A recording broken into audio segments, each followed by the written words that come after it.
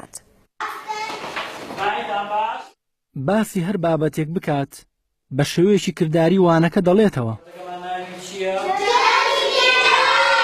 ئومێد ئەمین 13 ساڵە لە هەڵەبجە مامۆسایە و لە قوتابخانەی بورهانی حاجی محەممەد دەوام دەکات بۆ ئەم جارە لەگەڵ خوێندکارەکانی پۆلی چواری منەڕەتی باسی دایک دەکات.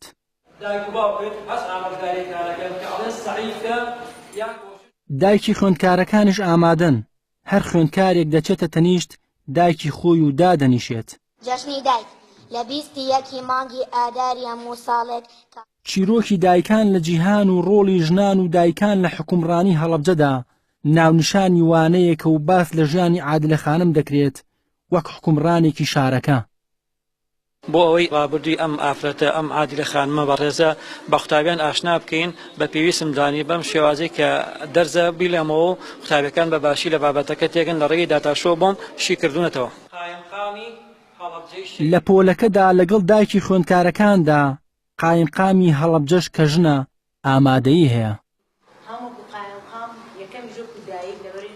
نێسە خۆشحاڵم کە لە دوای عادیلە خانم ناوی من بێت مەجێ شانازیە بۆ من ئێمەش هەوڵەیەین کە کاری باشتر و زیاتر بکەین و داواژ لە ژنانی سنووری پارێزگای هەڵەبجە کەم زیاتر بێنە ناو کە ئیداریەکان و سیاسیەکان و کۆمەڵایەتیەکانەوە تاوەکو ئەو توانای لەبەرەوەی ژنی هەڵەبجە توانایەکی ڕابردەبەدەری هەیە. ئەو دۆخەی مامۆستا ئومێد لە پۆلەکەدا دروستی کردووە تەواو جیاوازە لە وانەکانی تر. لە ناوەڕاستی وانەکەدا منداڵەکان گوڵیان پێشکەشی دایکیان کرد. ساڵانی پێشووتر یعنی کە ئەو ئارامیە ئەو خۆشی لای قوتابی دروست نەبوو، بەڵام ێستا کە دیقەدەی من یەکێک لە کچەکەی خۆمە کەوانەکەی پێڵێتەوە هەموو کاتێ هەموو دقەیەک باسیەکە ئەڵێ دایکە بەیانی دەرزی ماسا ئومێدبانەیە لەوانەی مرورە جلی مرور لە بەرەکە مناڵەکانە گۆڕێ ئەیان باتە ئەو شوێنانی کە پێویستە بۆ ئەو شوێنی کە تیابێ. دایک ئەو وشە پیرۆزەیە کە بەی شێوەیەک وەسف ناکرێت، دایک هەرچیەکمان بێ بۆمان دەکات. دایکی شیرینم چەند خۆشەویستی بۆ ژیانی من چەندە پێویستی، لەبەر من بە شەو ئازارە کێشی ناوک دەرکەوم تاوک دەمپۆشی.